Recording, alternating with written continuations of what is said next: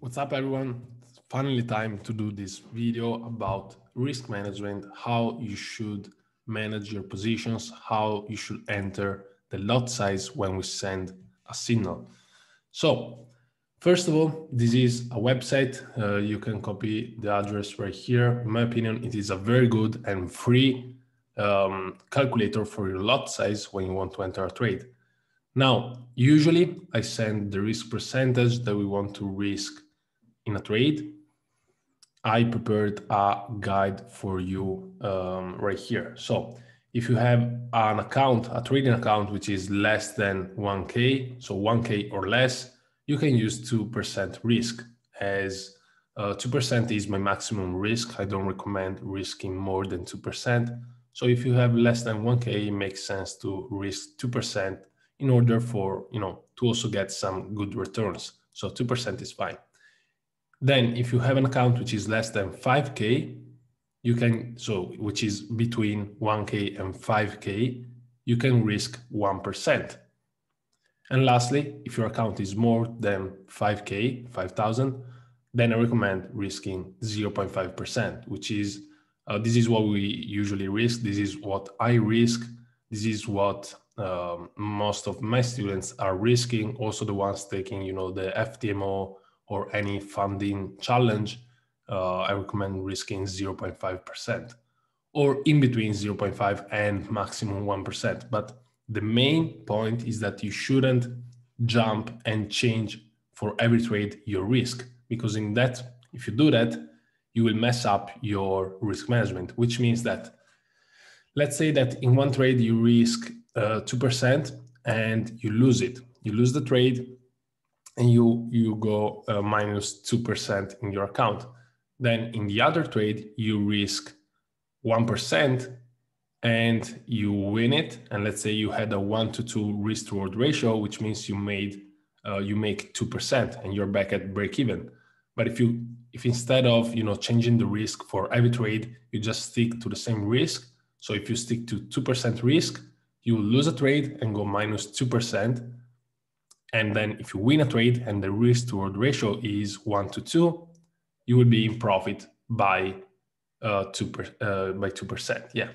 So as I was saying, let's cover quickly about not jumping from different risk settings and all. So first of all, we have to understand that we are using the risk to reward ratio. We usually aim for minimum 1-to-2. We rarely close before 1-to-2, and we try to hold for more, of course. So let's say we're using a 1-to-3 risk to reward ratio, which means that if you are, let's take into consideration this type of account right now. If you lose a trade, so lose trade, you are losing 2%, okay? If you win a trade,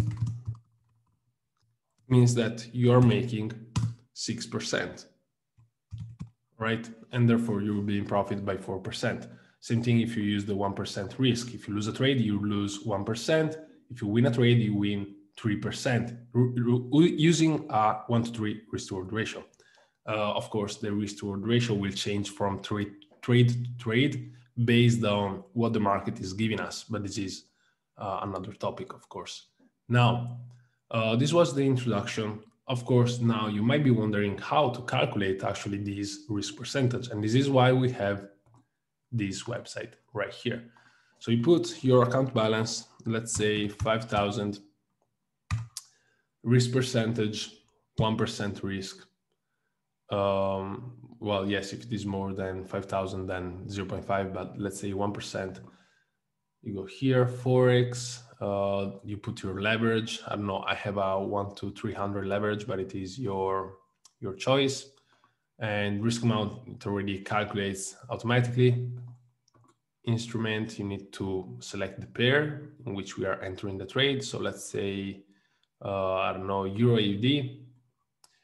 Entry price, if it is different than this one, you can refresh and it changes. So it calculates automatically the entry price.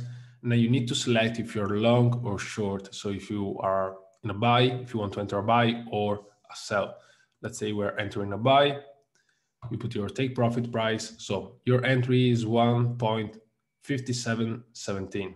Let's say your take profit is 1.58, right? And your stop loss is 1.57, I don't know, 57, 0, right? So 17 pips stop loss, take profit, 82 pips. Honestly, you don't really need to put the take profit. You just need to put the stop loss price. And then you go here and click on calculate position size, and they give you the position size. So if you use a 0.37 lot size on a $5,000 account and you want to risk 1%, if you lose the trade, you're losing 1%, okay? So this is very important because a lot of people are asking me what lot size should I use. They think that they should use a fixed lot size, which is totally wrong because of course, in this case, this is the lot size for a 17 pips stop loss.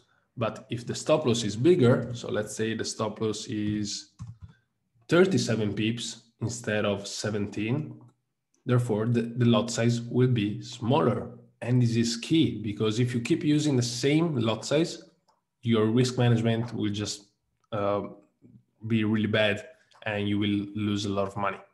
Now, last example, if your stop loss is very small, and of course we try our best to have a smaller stop loss, you have a bigger lot size, but you're still risking 1% of your account.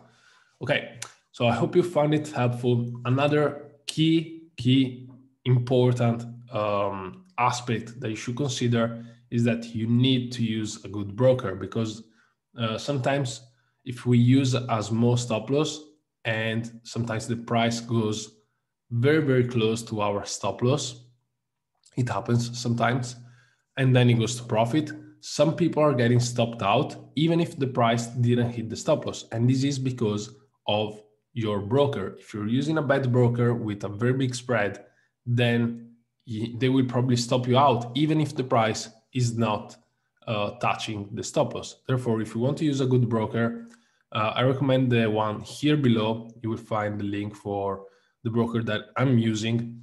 I'm not working for them. This is just a normal affiliate link. So if you want to, it is the best, in my opinion. Smaller spreads in the market. You can do your own research and you can see that. So if you want to create an account with them, and yeah, that's the best one in my opinion. If you have any question, you can ask me on Instagram or wherever you want, and I'll see you soon.